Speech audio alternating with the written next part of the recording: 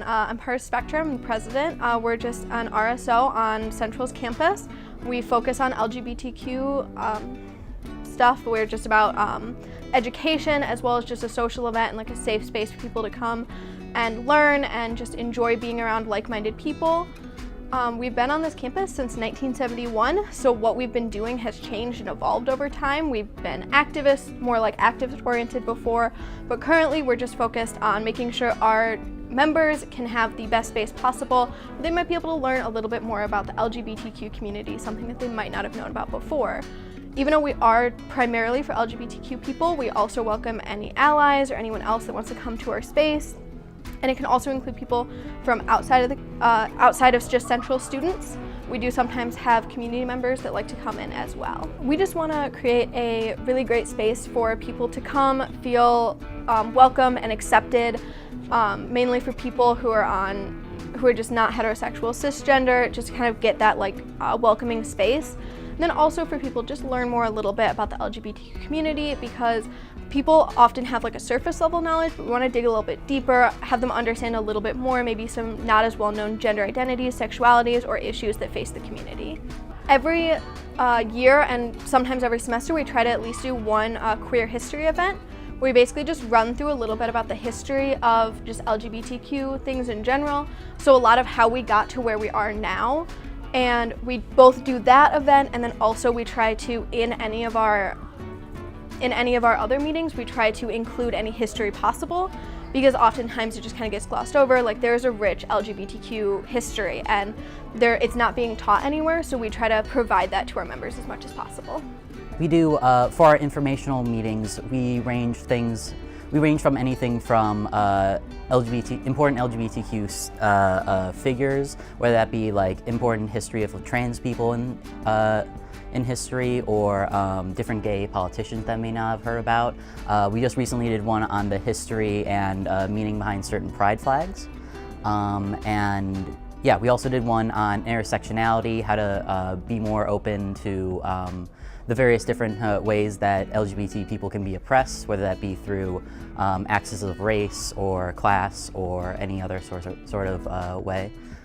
That was one that I ran.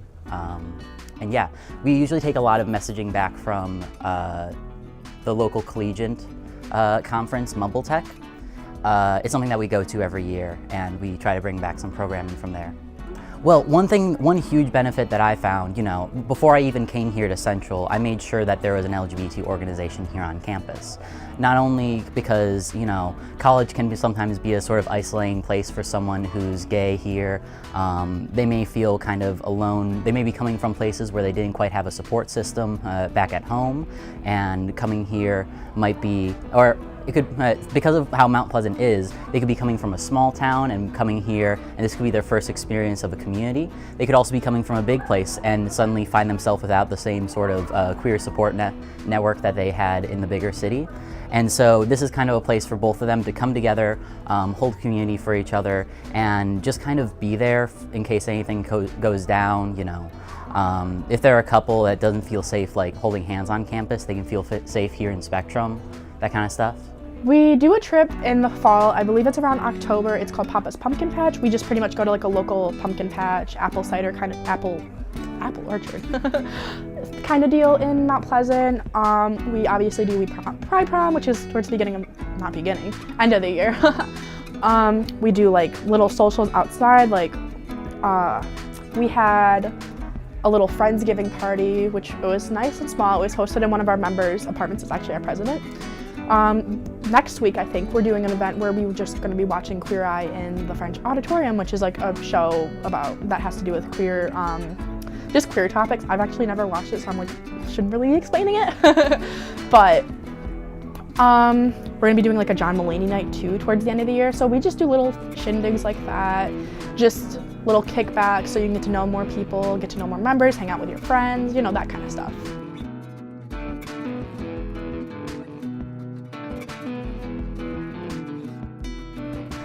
Pride Prom is an event that we put on every year. It's kind of related to why we have Spectrum in the first place. It's coming for people who maybe during high school they aren't really feeling, weren't able to or didn't feel safe bringing the partner that they wanted, or wearing what they wanted, or being who they were at prom itself. And now is a space for them to kind of be who they are and be with who they want to be here at a prom of our very own. It's smaller, but I feel like it's something that is very welcoming, so that people can, you know, have a little night to themselves. It's also later in the semester, so they get to have some time off from studying. So pretty much, as high schoolers and stuff, a lot of people don't take the youth seriously on gender identity and sexual orientation, because you'll often get the quote like, oh, you're too young to know that, or like, how do you know that? So pretty much sometimes parents will not allow their child to dress how they want to dress, or like bring the date they want to bring. So it's pretty much, you get to do that here. You get a place of no judgment. You don't get anybody telling you what you can and can't do. Like, it's just a chance to enjoy the prom that you may not have been able to enjoy. Because prom is supposed to be a memorable night, and some people can't really get that same feeling. I know my prom for me was amazing, but I know not everybody gets that experience because of conflicts relating to gender and bringing dates and just stuff like that in general. So we have Facebook, Twitter, and Instagram. They're all under CMU Spectrum. So if you search any of those 3 websites, you can see that. We post about all of our events, and sometimes we'll post like pictures of the events so you can see what we've done before. And then if you are a CMU student, we do have a Blackboard. So if you ever come to one of our meetings, you can sign up on the Blackboard and then you get weekly emails. But if you're not a CMU student or just don't want those emails, you can always just go on our social media, and we always post on there.